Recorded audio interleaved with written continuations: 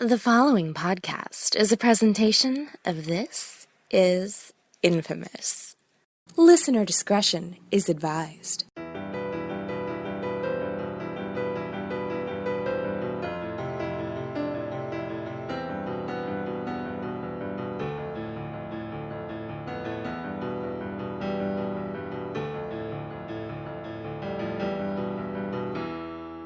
Welcome to Just the Worst Movie Review Podcast, episode number 28, to be perfectly precise. I'm your host, as always, Bully Donnelly, who you can find at joblo.com.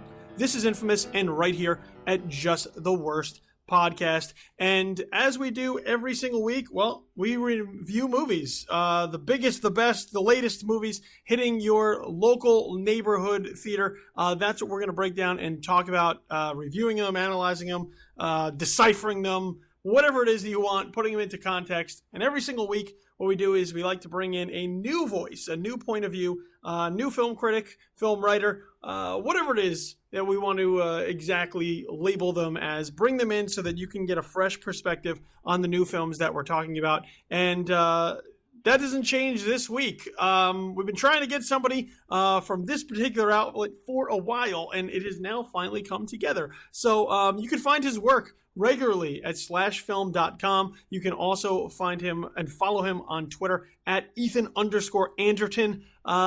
Well, the Twitter handle speaks volumes. Ethan Anderton joins us here on the show this particular week. So thank you very much, man, for making this happen.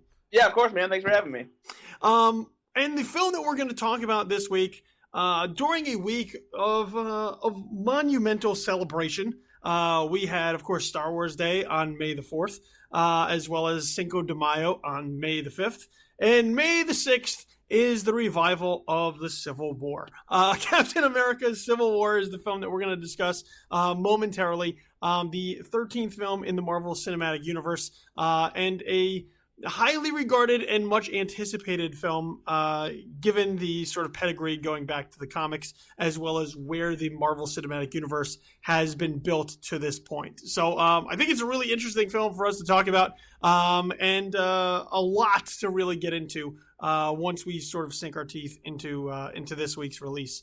But before we get started, Ethan, sort of let everybody know how you kind of got into the business of writing and talking about film. How long you've been at this, how you wound up where you are now. Just sort of lay out your credentials so that everybody knows we didn't just pull some random guy off the street to discuss Captain America. You are somebody who has had some history with movies. Yeah, that's true. So I actually started writing about movies online back in 2009. At the time, I was living in Los Angeles. I had moved out there for an internship to finish my college degree. I majored in film studies at Purdue University in Indiana, which is where I'm from and where I live now. And while I was out there, I was working at a production and management company, and the hope was to be able to get a job immediately after the internship was over. But in 2009 was one of the worst times to get a job anywhere, let alone in one of the most exclusive industries in the world. And so there were so many people that were laid off from studios and agencies that were taking entry-level jobs that I should have gotten, that it was tough to find anything. And so I kind of took solace in the fact that I actually met somebody named Alex Billington, who runs the website firstshowing.net. And I met him in line at a book signing that Guillermo del Toro was doing, and I knew who he was because I had followed him on Twitter for a while. I'd followed the site while I was in college, along with various other film blogs. And we just struck up a conversation about movies, that kind of thing. And I had asked him just, out of curiosity if he was looking for any writers. And he said, yeah, possibly in the future. And so exchanged emails, and I didn't really hear from him for a couple months. And then after a while, he emailed me and said he was looking to have somebody do a little bit extra stuff because he was going to be on the road doing festival coverage and things like that, and wanted someone to help keep the news flow going. So this was something that I just started doing kind of on the side as a hobby for free. It was, I liked writing about movies, and I always paid attention to them. It was always a hobby of mine, and obviously since I studied film, it was a passion as well. So I just started writing. That was back in late 2009. And after I ended up moving back home from Los Angeles since the job market was so terrible, and then kept writing just as something to do and kind of like keeping a foot in the door. And then after a while, he wanted me around a little bit more so that I would be able to actually take it on as a real job. And so I started getting paid part-time turned into a full-time gig. And so I started basically just writing about movies all the time online. And so from there, I started going on set visits. And that's when I started meeting all of the other people who ran the other websites that I ran, Slashfilm, Collider, all these places. And so once, I was writing for a website that actually had, some attention and, had a relationship with these other websites, I started being able to network and meeting with all these other people. So I was at firstshowing.net for 5.5 years. And so I started just writing, and then I became the managing editor, and I was, responsible for a lot of the site's content for a while. And then I was also freelancing on the side, doing TV coverage at different outlets. I did Collider, I did Screen Rant, I did Geek Nation, and just covered TV stuff. One of the things I like to do is review Saturday Night Live, so that was something I took to a few different websites. And then the industry itself, film blogging is kind of a fickle thing, and things in the advertising side of things started getting a little bit shaky. And so I was looking to potentially leave the blogging scene and find a different full-time job altogether. But then I talked to Peter Soretta, who's been a friend of mine since I started at First Showing, because he and Alex were really good friends, and they were interested in hiring a weekend editor. And so that was something we just figured out what was going to entail, and started doing that over there. And then after that, there were some changes in the lineup over there. Jermaine Lucier, who was a longtime writer over there, ended up going to IO9. And then Russ Fisher, who was the managing editor, ended up leaving a little bit later. And so there was this kind of like changing of the guard. And so I as I started the weekend editor, I actually took on a little bit more responsibility after that during the week. And so now Slashfilm is also like a whole full-time thing for me. And so that's where I am right now. Well traveled. Yeah. And yeah, as you mentioned, the sort of film blogging landscape is in a interesting position and has been the last couple of years. So it's look, I'm a fan of your work. I've been a fan of your work for a while, so it's good to see that you've landed in nice, stable hands, at least for the time being, over at Slashfilm. Which, if you don't read as a listener of this podcast, I don't know why, because that's typically where you get a lot of. You want your daily fix. You go to Slashfilm and Joe Blow, because I write in the afternoons. But otherwise, Slashfilm when you're not reading me at Joe Blow. Well said. So as you can see, Ethan has been around for quite some time, knows film in and out, and is, with the way that Hollywood is right now, especially very superhero heavy. I'm sure has quite the perspective to be able to talk about the film that we're going to talk about this week, which is Captain America: Civil War. So let's get right into it. I think there's a lot to unpack within this film, and I'm sure we're going to get into a good deal of it. So right off the bat, this is your blanket spoiler warning. We will be getting into some of the things that happen throughout the film. So if you want to go in absolutely fresh, you should probably just hit pause now and revisit the podcast after you have seen Captain America: Civil War. Otherwise, if you proceed, well, then our hands are clean and you did this of your own volition. But right now, this is your blanket spoiler warning. So with that said, let's dive right into Captain America: Civil War. As I mentioned at the top of the show, this is the now 13th film in the Marvel Cinematic Universe. This is also the third Captain America film following Captain America: The First Avenger and Captain America: The Winter Soldier. The Russo brothers, Anthony and Joe, are back for their second go-around helming Captain America films. And this one is sort of almost like a third Avengers film in a number of ways. It's like Avengers 2.5, I think is how they've described it on a number of levels. The whole cast of characters is back. And this time, following the events of Avengers: Age of Ultron, the superheroes are put in sort of a political position, with their heroism also coming sometimes with some consequences. And as a result, governments, particularly and as well as the United Nations, are looking to possibly regulate the activities of the Avengers or force them into retirement. That leads the Avengers to sort of draw lines and split into factions based upon their political stance, with the proposition being put forth with them. And with that said, the Marvel Cinematic Universe is sort of shaken to its core as friends become momentary enemies, and the Avengers are far from united. I think that's about as basic a synopsis as I could possibly lay out for Captain America Civil War, at least on the surface. So with that, Ethan, Captain America Civil War, what did this film do for you? This is like one of those movies that you never ever thought you would see on the big screen. I remember even when after the Avengers had assembled, you talk amongst your friends and things like that, and you think, man, it would be so cool if they could do the Civil War storyline. But a lot of people never thought it was possible in a way that you could do it justice, mostly because Fox still owned the rights to X-Men and Fantastic Four. At the time, Sony still owned the rights to Spider-Man. And those superheroes were pretty integral to the Civil War storyline in Marvel Comics, mostly because in the comic book storyline, there's the concept of secret identities, and some superheroes don't want their identity out there for the public to know about. And so the difference between the movie Civil War and the comic Civil War, I think, was key in making it a success, especially within the confines of the Marvel Cinematic Universe as it stands. And so for me, like seeing it like this, even without the superheroes that were in the Marvel Comics storyline, it still felt like this like epic dream movie.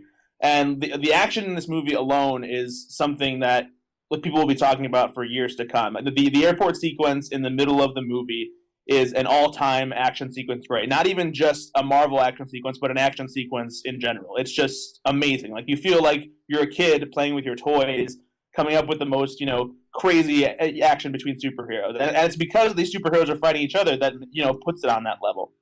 So for me, it's a big movie. In some ways, it does feel like Avengers 2.5, but it's still very much a Captain America movie. And I think what I like about it is that even though there are so many characters, all of those characters are affected by the decisions that Cap makes, and they're tied into his relationship to Bucky and how that changes the kind of the arena for them and how they regard oversight from the government, especially since Bucky is somebody who came from an organization that supposedly had oversight and had the best interests of the world, in mind, and they eventually end up being corrupted by Hydra.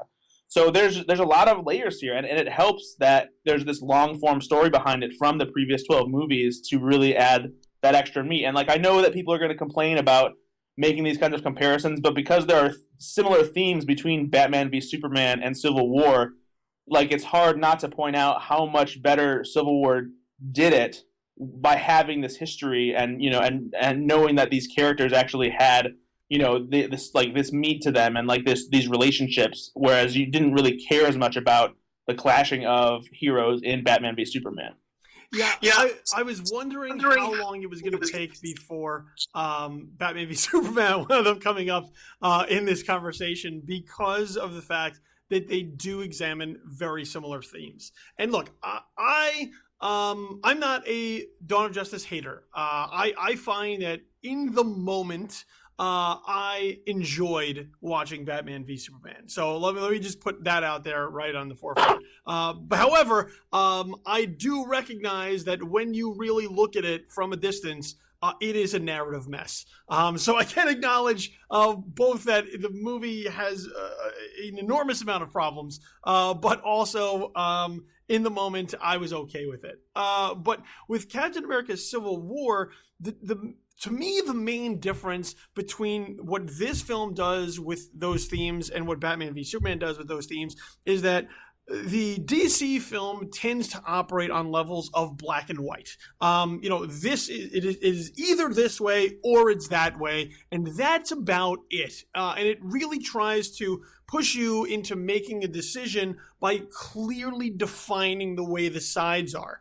Captain America Civil War operates on a number of levels of ambiguity by really justifying all of the different positions that are taken within the Avengers, as far as whether or not the Avengers should be regulated by the UN and government and have oversight over what it is that they do, be able to sort of dictate what activities they're able to go on, what missions they're able to engage in, and then there's the other side, which is that they should be free to operate as their own independent thing. And, there's a risk that comes with superheroes doing what they do. They can't possibly save everyone. Sometimes there may be collateral damage or something may go awry, but that's part of the, that's just part of the equation. For all the thousands of people they may save, they may lose one or two. And,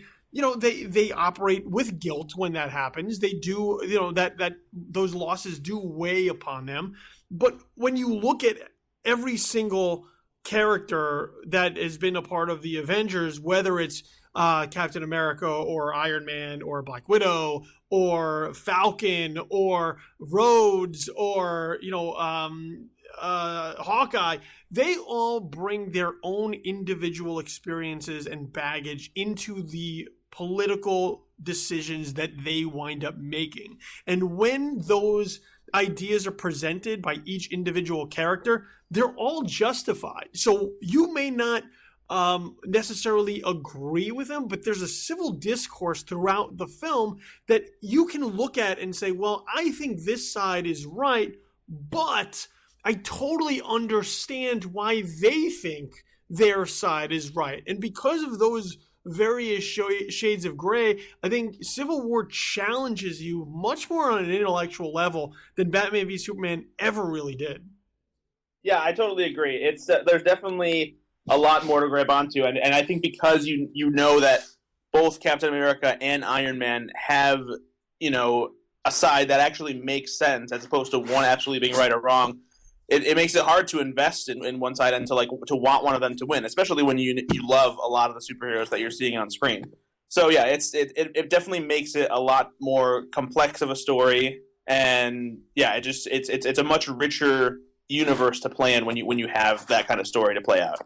Yeah, because you're dealing with ideals and principles, and these are characters that over time we have really grown to know, and and because of that, watching them sort of fracture because of this, like they tell you all the time, like the things that you're not supposed to talk about with friends and family are religion and politics. And here it's like right on display. And as a result, you go, well, this can't possibly end well. And it takes in a lot of sort of real life, real world political ideas and puts them into this movie. So it's not just spectacle. It's not just, hey, let's just have a fun, awesome Marvel movie. What I have found as the Marvel Cinematic Universe continues to develop is that the films really have started to hit their stride,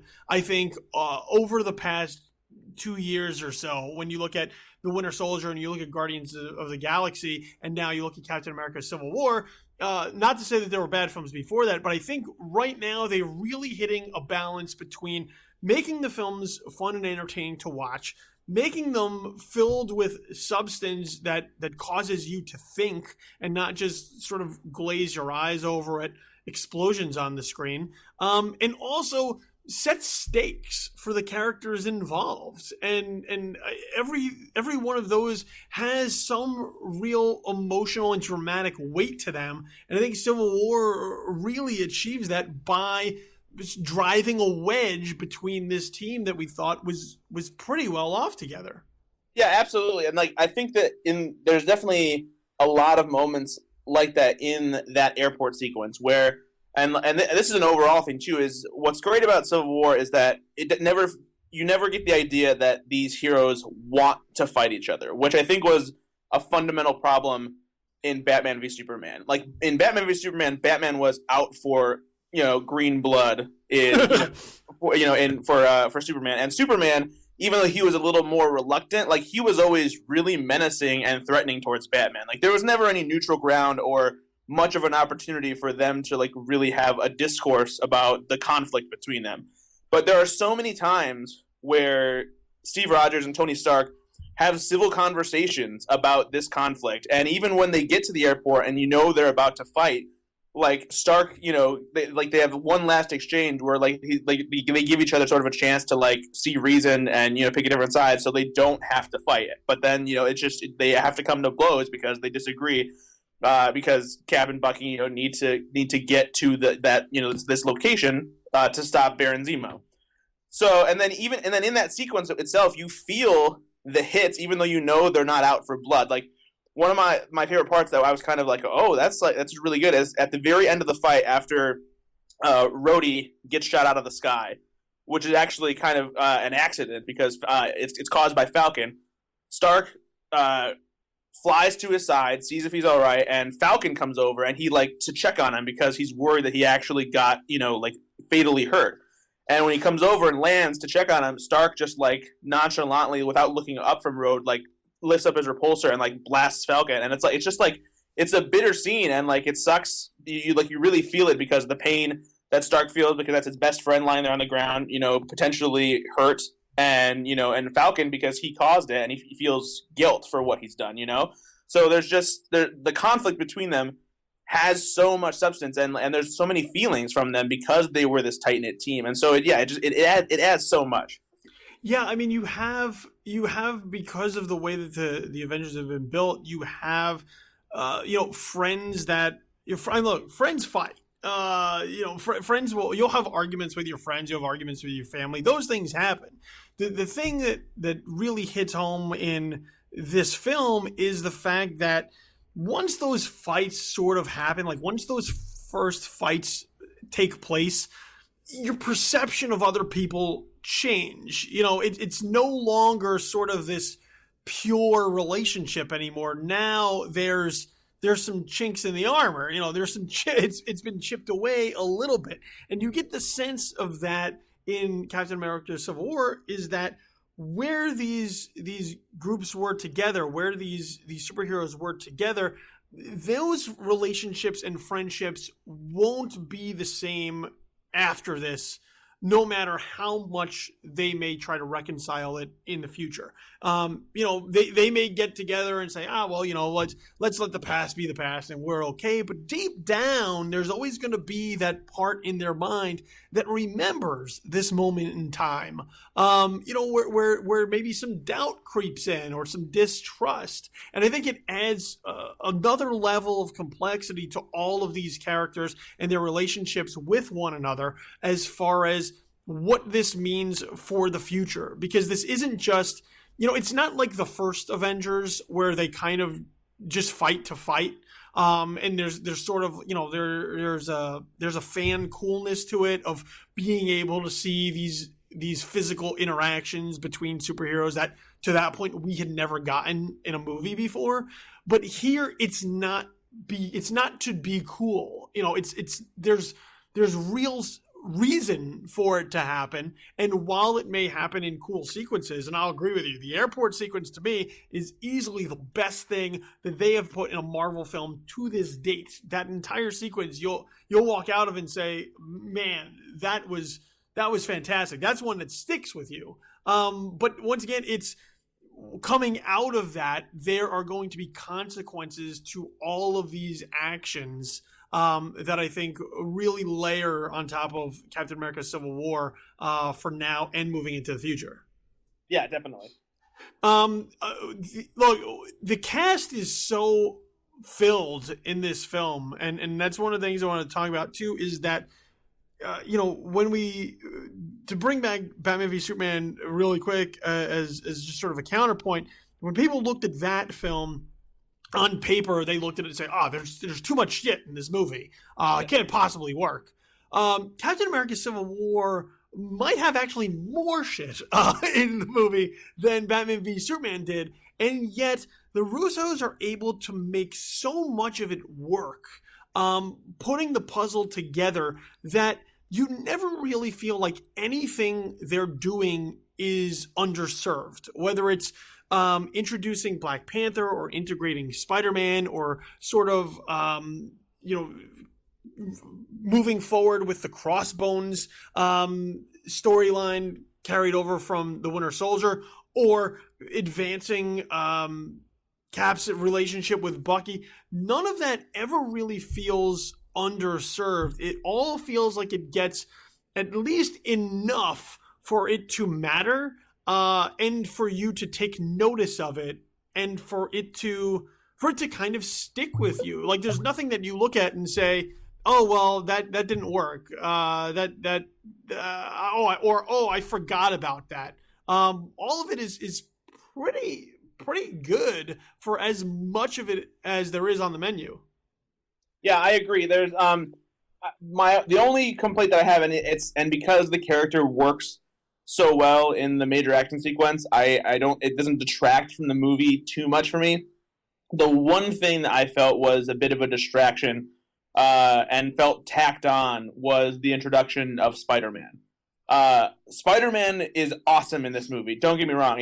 I think this is probably going to be the best iteration we've seen of the web slinger in the Marvel Cinematic Universe. Tom Holland does a great job at making him like the young, sarcastic, teenager that Spider-Man always should have been, and he's amazing in the movie. And I can't wait to see the solo Spider-Man movie. However, the way he's introduced is it's almost like they've talked about this, where they weren't necessarily sure that they were going to be able to get Spider-Man out of the movie, even though it was so important that they did. They didn't even have a backup plan. The Russos have said this. And so that scene in the middle, even though they were counting on it, it still feels like it was inserted into the movie. It's almost as like it could have been left on the cutting room floor and they would have tried to continue the movie otherwise. So even though the character works, there's something about that just feels like the movie kind of stops and like, let's go meet Spider-Man, and then he'll pop up later. And so it's, as much as I like the interaction between Stark and Parker and his place in the airport fight sequence, there's just something about it that didn't quite feel right to me. And then along those lines, I feel like the movie as a whole, as good as it is, never entirely picks up the same amount of steam that it does in the airport sequence towards the end of the movie. Like the actual climax of the movie is not anywhere near as exciting. And I think that might be on purpose, because the final fight in the movie is meant to be pretty heart-wrenching and like, a good gut punch, because it's Tony and Steve and Bucky really going at it after each other, mostly because of, the revelation that we find out that we've all, sort of been seeing coming down the road. And so I feel like that's my only major complaint. And then along, not to make another Batman v Superman comparison, but the Baron Zemo plot seems like it's almost as unnecessarily complex as Lex Luthor's. It makes more sense, which helps in the end, but it feels like a little bit too much of a long con, and so much needs to go right for it to work, for it to really feel like a good, feasible plan. But Daniel Bruhl is still really good at being this sort of subtle, haunting villain without fitting into the parameters of the one-dimensional villain that Marvel has had problems with before. And that the last like little monologue that he has when he explains what happened, it feels like there's actually some emotion behind it. It doesn't feel like your typical revenge, story. And one of the things that I like about how his plot plays out, though, is you immediately think what's going to happen as far as his villainous plot. Oh, he wants to activate the other super soldiers that were supposed to, be working alongside Bucky. That's where he's going. That's why he wants to be there. And then they spin on its head. It's like, no, I wanted to destroy them. It's like I'm doing this because I want you guys to destroy each other. And so like I like that aspect of it, but everything leading up to that, there's just so much jumping around that I'm like, this seems like a little too complex.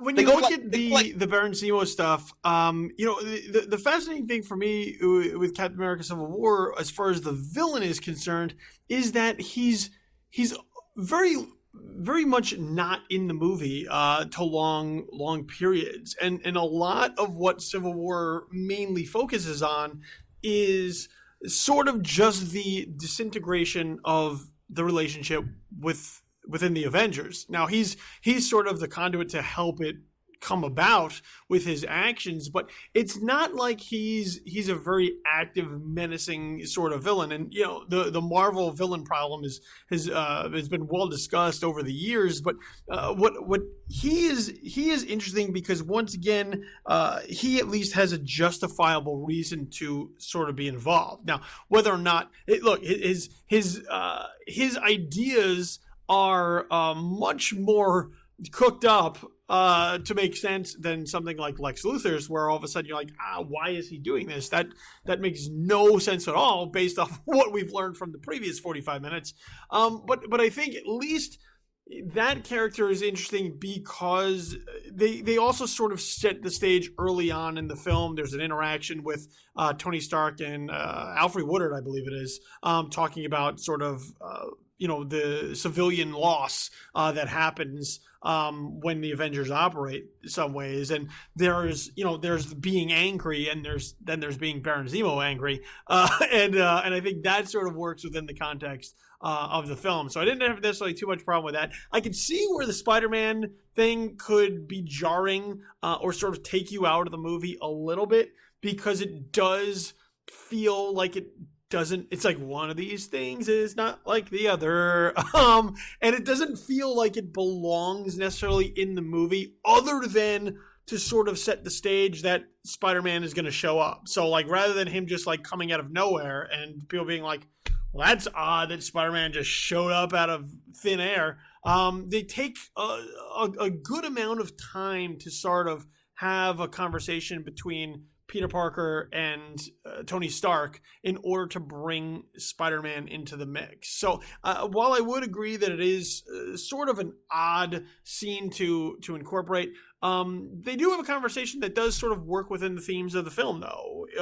Where Tony Stark asks Peter Parker, why are you doing this? Like, you're just a kid. And he explains to him, like, if I didn't do anything, like if I have this power and I don't do anything, isn't that like I just did the thing myself? Like I just let it happen. And it's sort of a variation of with great power comes great responsibility, but it also sort of puts in perspective, like even a kid of Peter Parker's age has some sort of grasp on the politics that Civil War is trying to really deal with, which is like, what is the role of a superhero? How should they act and whatnot? So I didn't necessarily have too much of a problem with it. Plus I'm like a huge Spider-Man fan. So just watching it happen, I was like, okay, I'm in on it. And Holland is really good in it too, that it didn't really bother me so much.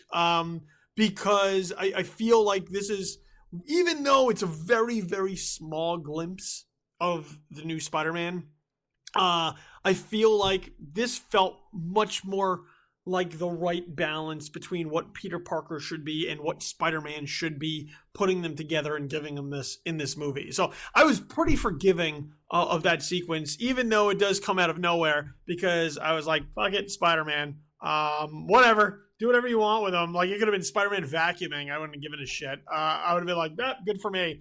So I also agree. I agree but disagree at the exact same time.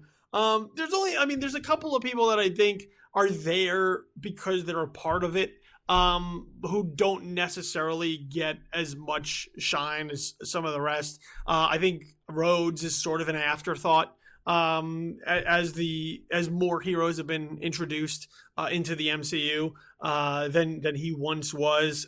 Vision feels like a weird part of it as well. So you have those two characters that are just sort of, just kind of there. But the rest of it, you have Falcon gets a lot to really kind of take on his own and really make his mark.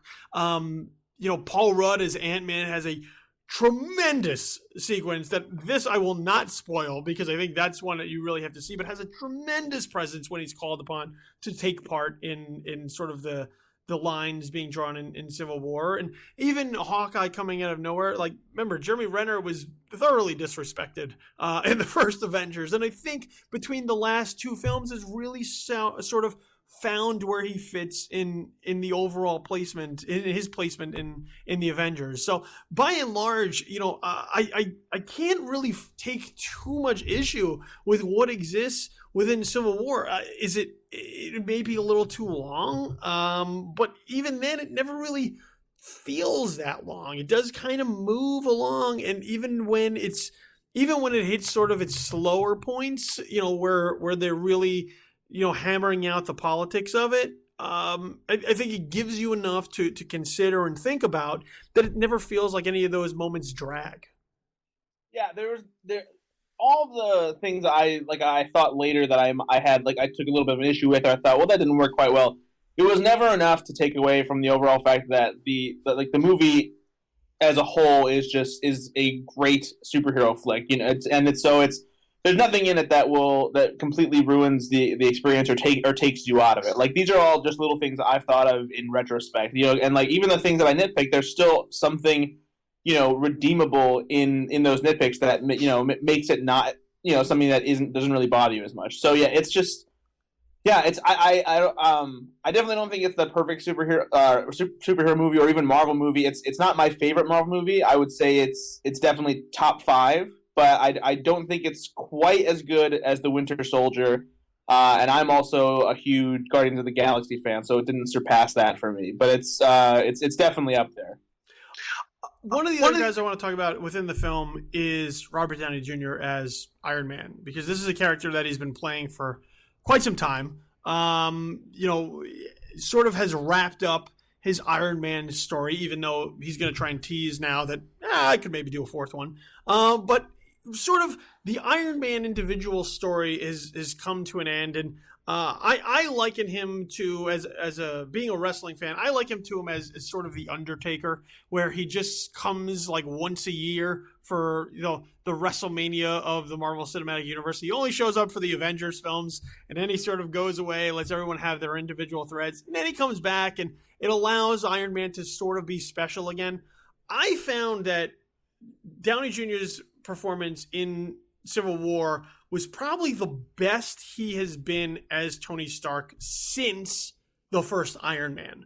Because I feel between the 2 Avengers films and Iron Man's 2 and 3, he really, I think the sort of the smug smartassness kind of took over the entire character. And it's really something that has, I think, plagued Downey in other roles, where he just feels like he's constantly being Tony Stark all the time, or some version of that character. And this was the first time that it felt like Tony Stark was an adult again. The first film, he's dealing with some complicated issues, dealing with Stark Industries and what they're doing, and the weapons development, and there's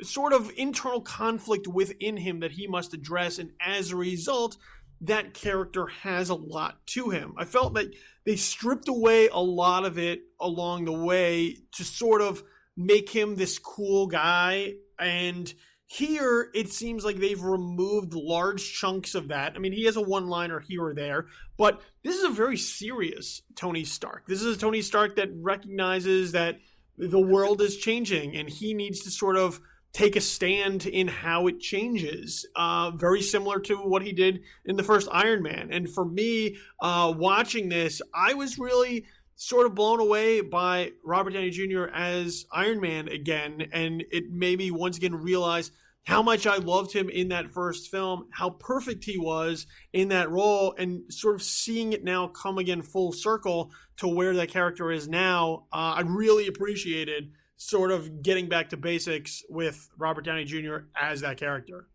Yeah, I completely agree with that. This really is, like, I think maybe his best performance as Tony Stark, even though this isn't his movie. Like, he does such a good job because he is more reserved. He's not like the cocky Tony Stark. He's taken some blows, I mean, because we already knew he was kind of like dealing with some PTSD from the Avenger stuff we saw in Iron Man 3, and then in this one we get the added layer that Pepper's not around, and you don't really entirely know why they're on the rocks and why she's not around, but you feel like him blaming himself for whatever happened, and he's carrying around all this weight on his shoulders, and there's something subtle about his performance that you can see he's constantly contemplative about his place in the world and what he's doing to affect it, and if he really is a hero and selfish the way that Alfre Woodard, kind of confronts him with only caring about himself and not the outcome of what his actions bring to the table.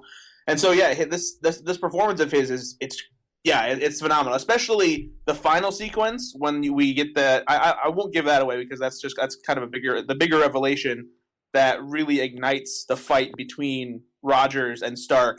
Like his reaction to that, and like the fury that you like can see in his eyes, and just the pain that he feels. Like he did an incredible job. Like it's such a good performance. Yeah, I mean that's another thing that you bring up that I think is another key component of what makes this film really good, and that's also sort of the continued relationship between Bucky and Steve Rogers, because of how Tony Stark also factors into this. You know, like Thor is not here, and Thor was one of the original three that really helped build the foundation of the Marvel Cinematic Universe. So now we're down to Cap and Iron Man, and you know while they may not always agree with one another, there is a respect there for one another. You know, it's very much a Batman Superman situation where they both want the same thing. It's just how they go about getting there. So you know they are friends to a degree, but you know Cap has so much history with Bucky, and that really sort of comes into conflict with the relationship that Cap has with Tony Stark. You know, he has a lot more history, even though he was frozen for like 70-something years. He has a lot of history towards his childhood friend, and you know, I think.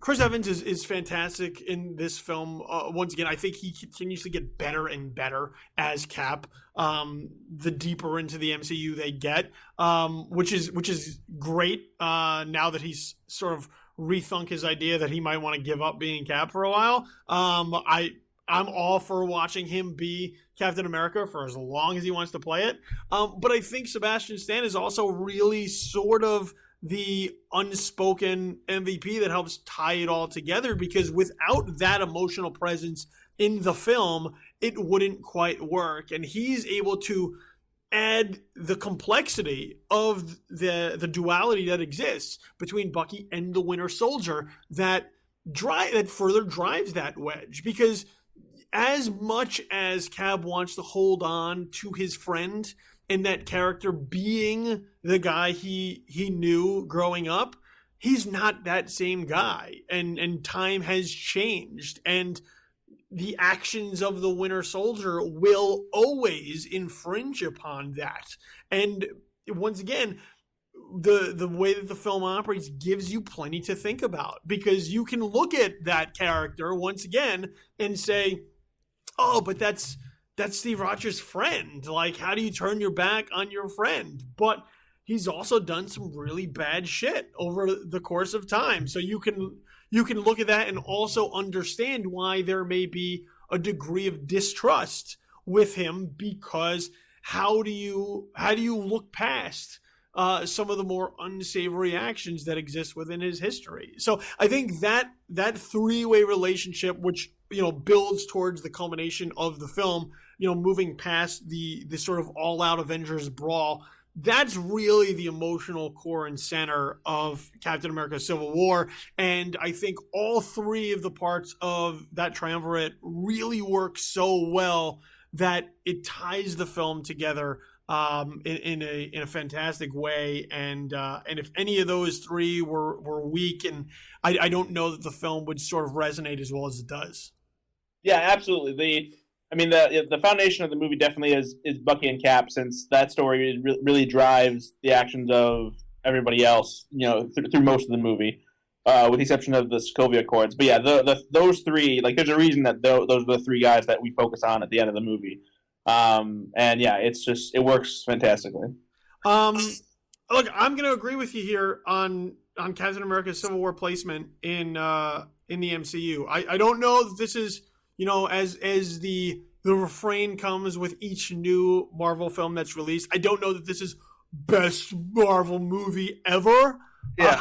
But I would definitely see it as a top 5. I really enjoy the Captain America films. For me, I think that they are the strongest thread through the MCU from top to bottom. I think the 3 Captain America films are the best that we've gotten out of any of the characters from start to finish thus far. And I think Captain America Civil War for me is just another strong addition to the Marvel Cinematic Universe that I think can be hit or miss sometimes. I'm not a Marvel brand loyalist, but I think this is a really good movie. And I think we'll be feeling the repercussions of this one as we move forward into Phase 3 and beyond, as sort of the Avengers and all of these surrounding characters won't be the same as a result of what takes place in this movie.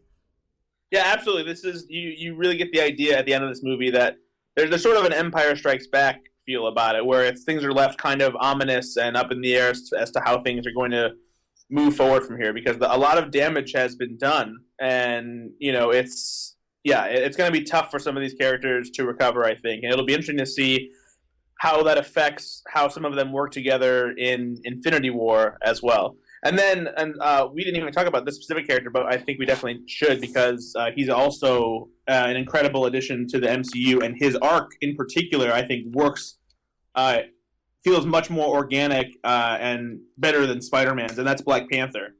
Chadwick Boseman is great as Black Panther. Like, he brings such a different attitude to the idea of what you think a hero is, and so, like, while he's just as sure of himself as someone like Captain America is, he's also very reserved about that confidence, and he's flawed as well. Like, he in this movie, he's out for revenge because of the catalyst event that is caused by the framing of the Winter Soldier for this terrorist attack that happens when the Sokovia Accords are about to be signed, and his father dies, the King of Wakanda.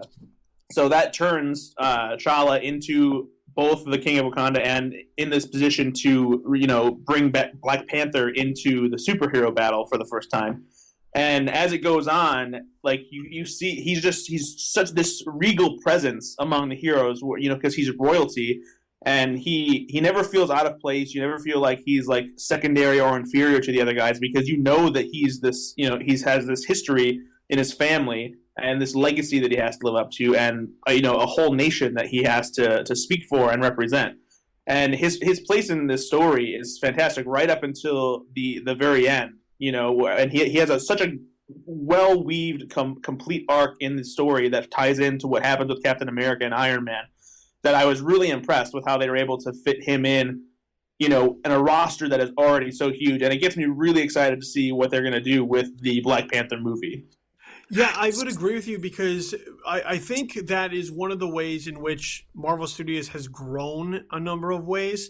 I think in the past, in previous phases or previous films, the character of Black Panther would probably have just been some sort of add-on, just something sort of thrown in to introduce him in order to set up his later solo film. But here his presence is really warranted, and it's justified, and he has a purpose to him. He's not just there to be there to make sure that there's a Black Panther movie coming. He's there to be a part of the story. He's there to sort of add another level to Cap's loyalty and protection of Bucky. And in that respect, there is something to this character. They establish him very quickly as a character to take notice of, a character that is important. And stemming from that very organically, you then want to see more of who that character is and what that character does. And in the past, I think they've sort of clumsily introduced these characters just to get them on the radar, just to get them on the map. And here, this is, I think, the very first time they've done something of this nature where it felt like the character belonged in the story. And as a result, I think they're going to reap huge benefits from it. Yeah, I think that Black Panther's presence in the movie and how well he's inserted in the story is one of the reasons why Spider-Man's introduction felt a little bit clumsy to me. Like, it's when you see how well they can introduce a new character who will have his own franchise in the future, and then you see that Spider-Man isn't handled quite as gracefully, you feel like there's probably a better way to do that. But it's tough when you're juggling that many characters around, and so like it was never going to be perfect, but yeah, Black Panther to me was definitely like a standout part of this movie, and yeah, the Russos really turned him into something special. Yeah, and look, the one other thing I want to talk about the Russos, and we touched upon this a little bit earlier as far as the action sequences. I think this is the best action we've gotten from a Marvel film to this point. You know, a lot of the fight sequences, the way they come together, including the airport scene, but just the fight sequences in general, they're not. Previously, they didn't really. They felt a little cartoonish at times. Here, it felt like they. When you talk about you sort of gritty superhero movies, other than the airport sequence, which is a little bit comic booky, the rest, this is where I think they use the grittiness to their advantage. And you know, for all we hear all the time about, you know, everybody wants to make a gritty and grounded superhero movie, the Russos took that idea of gritty and grounded and applied it just to the action sequences. So whether or not you have, you know, Black Widow running around the streets like kicking some serious ass, or even the road chase that takes place, which includes one of the best motorcycle moments involving the Winter Soldier. That like I got really excited. I was like, that was like a squeal worthy moment. I think that the action sequence here is some of the best that they've incorporated into a Marvel film thus far, and I think they deserve a lot of credit for that. Yeah, absolutely. I mean, each sequence itself, there are like, what's cool about it is there is an overarching like scene that they're completing, and then there's like little action sequences within it, like the chase between from when Bucky and Falcon, or from when Steve and Falcon go to track down Bucky, and when Bucky goes on the run because the government is coming to find him. When that chase begins, and then Black Panther shows up and fights Blue Winter Soldier, and then they're all involved in this chase. Like, that's a great sequence. And it jumps around from, you know, this apartment building to rooftops to the tunnel, and it's just it picks up and it never slows down. And there's always something cool happening. And I think that was something that we definitely saw in Avengers really well in the final action sequence, with the way the fight was moving around the city with all the Chitauri attacking. But then I don't think that the action ever really felt quite as epic or cool in like Age of Ultron. And so seeing how everyone, you know, works and like fights and how the action plays out in this movie, it's definitely the ante has been upped by the Russos. And I think it's part of that. I think maybe just comes from the Russos seem to have a much more cinematic sensibility than someone like Joss Whedon did, because they both come from television. But there's something about the Russos just have like the feeling of a blockbuster locked down. And even though like you mentioned that it was grounded and gritty, I actually don't feel like it's gritty. I feel like it just feels real. Like Chris Evans has said this, and I think the Russos have mentioned this themselves too, is what they wanted to do is they didn't want to make a superhero movie that felt grounded. They wanted to just make a regular movie that just happened to have superheroes in it, you know? And you definitely get that vibe. Like even though there are people with superpowers and, you know, all these different things happening around, there's nothing about it that really ever feels outlandish or truly unbelievable. Like it's within the confines of this universe, everything like has a place in that quote unquote real world. And so there's nothing that ever feels like, well, that's ridiculous. Yeah, I would agree with you on that point. You know, I mean, it's not gritty in the fact of like, well, let's make sure it's really dark looking. It's more like when you have Black Widow, you know, doling out MMA techniques in a fight sequence. I'm all for it because it feels like what someone of that skill would be able to do. It's not just like an exorbitant amount of like kicking and punching. Like there's some cool stuff that goes on with it that within the context of how those superheroes act and behave, it all makes sense. There's nothing there outside of some of the stuff that takes place within the airport sequence, but like I'm going to put that in its own special category. All the rest of it feels like like just very strong hand-to-hand combat. Like every time somebody hits somebody, you feel it. When Black Panther is going after the Winter Soldier, you feel it. When you have Iron Man and Captain America and Bucky, in the end, you feel it.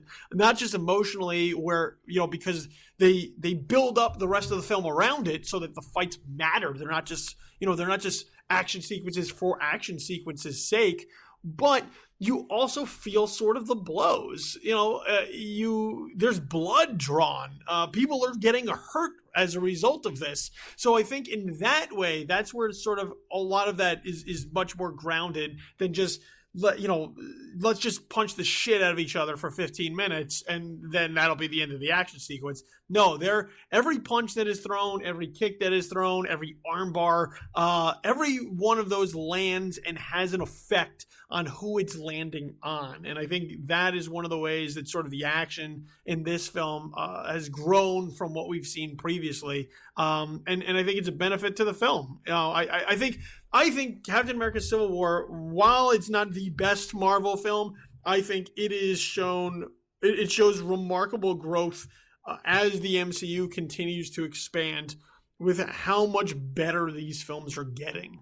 With the exception of Age of Ultron, which I think is just not very good. But I think for the most part, they're growing as storytellers, and they're even though it's taken them a number of years and 13 films now, they're hitting their stride, I think. And as we move forward and we get to, Doctor Strange and Black Panther and we continue to move forward, I think, as crazy as it sounds, the best of the Marvel films has yet to come. I think they're building on their success and they're learning on the fly and they're really starting to put it together. And I think what we've seen between The Winter Soldier and Civil War, which, mind you, that's 2 Captain America films right there, and Guardians of the Galaxy, I think they're really putting it together. They're really starting to understand how to tell these stories and make these movies. Yeah, I think the real test is going to be after what happens after the Avengers Infinity War. And I think we'll get a better idea of how that's going to go once we start seeing movies like Doctor Strange and Black Panther and Captain Marvel, because those, that's going to be like basically the new roster of superheroes, because sooner than later Iron Man's going to have to fall away. I feel like my prediction is I think that they're going to kill Captain America in Infinity War, and they'll bring Bucky, either Bucky or Falcon will step up and become the new Captain America. But yeah, I think Iron Man has to take a back seat, and I think that there's going to be the changing of the guard, because we can't stick with the same heroes for so many more movies. If only because in reality these actors are getting older. So they just can't be these superheroes forever. So I think once we see the new franchises start to play out and we see how Infinity War shakes up the MCU, I think that will really start to help us see what the shape of the Phase 4 is going to be. All right, so ultimately to recap, both of us really high on Captain America: Civil War. A couple nitpicks here and there, but by and large, fantastic superhero film. Both of us agree Captain America: Civil War is a top 5er overall in the Marvel Cinematic Universe. Ethan, I'm going to put you on the spot though. Where does it rank amongst Avengers films? I want to say that it's probably right at the same level of the first Avengers. I think that the story works better than the Avengers story does, but there's something about it that isn't quite as good. Like they both are very good in different ways, and I think they're kind of on an even playing field. So I wouldn't say that it's quite better than the Avengers. I might change my mind after I see it for a second time tonight, but right now I feel like it's probably right at the level of the first Avengers movie.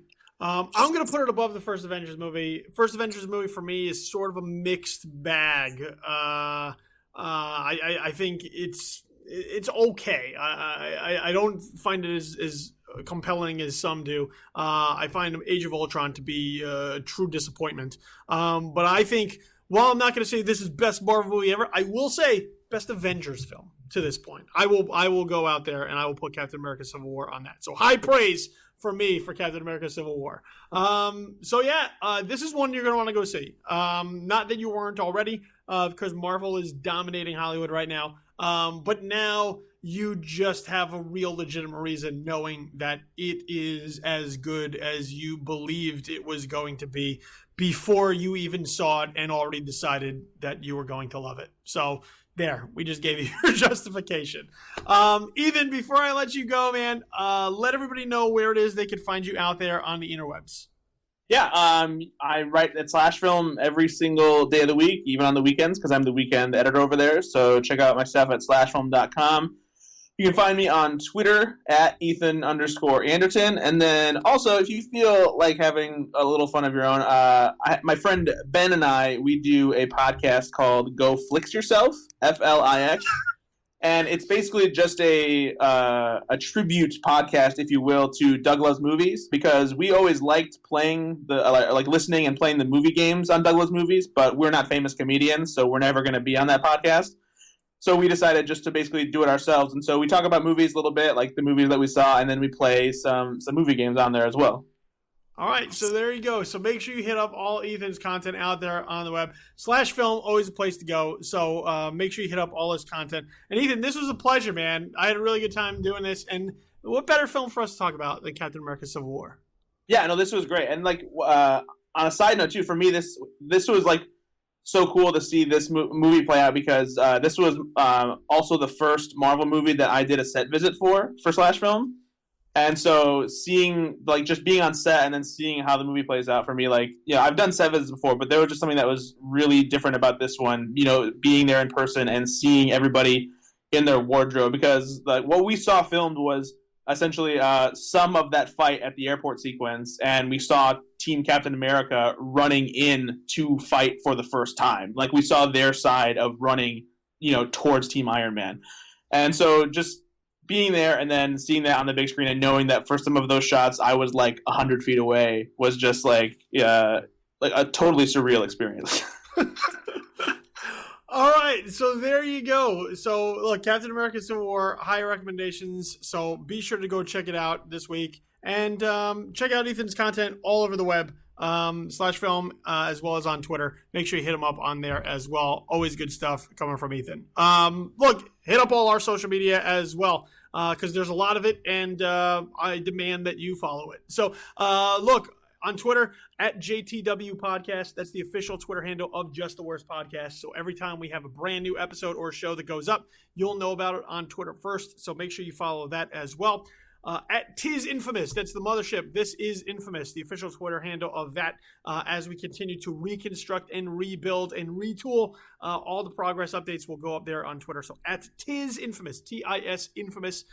Make sure you follow there, and follow me at Infamous Kid, 2 Ds at the end, for all of my ramblings, random musings, and stream of consciousness. Whatever goes in my mind ultimately goes on my Twitter feed. So if you want any of that complete craziness, follow me at Infamous Kid.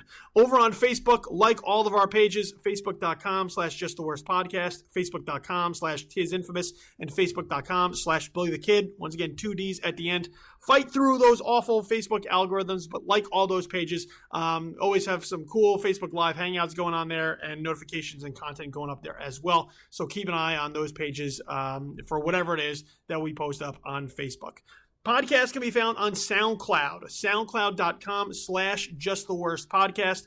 Or if you have a phone or a tablet, and I know you do because it's 2016, so you just go ahead and download the SoundCloud app. And with your subscription to Just the Worst Podcast, on the go, you can pull up any show, any episode at any point in time and listen to the soothing sounds of me and Ethan talk about Captain America Civil War anytime you want. In your car, in your bed, on your couch, wherever, you can pull it up with the SoundCloud app. So get the SoundCloud app for your phone or your tablet, or if you want to use the web, soundcloud.com/justtheworstpodcast. You can follow me all the goddamn time at JoeBlow.com. This is Infamous, where I got a video review coming up of Captain America Civil War on our YouTube page, so keep an eye out for that, as well as right here at Just the Worst Podcast. So it's been a pleasure, and thank you for listening to this. Spoilers or not, I want to thank my guest, Ethan Anderton. I have been your host, Billy Donnelly. This has been Just the Worst Movie Review Podcast, episode number 28. We'll be back here next week with somebody else talking about something new. But in the meantime, get out there and find something to watch, because there's always something good if you look hard enough. And this week, I think it's going to be pretty easy. Captain America Civil War is waiting right there for you. So for Ethan, I'm Billy. We're out. Have yourself a pleasant immediate future. Peace.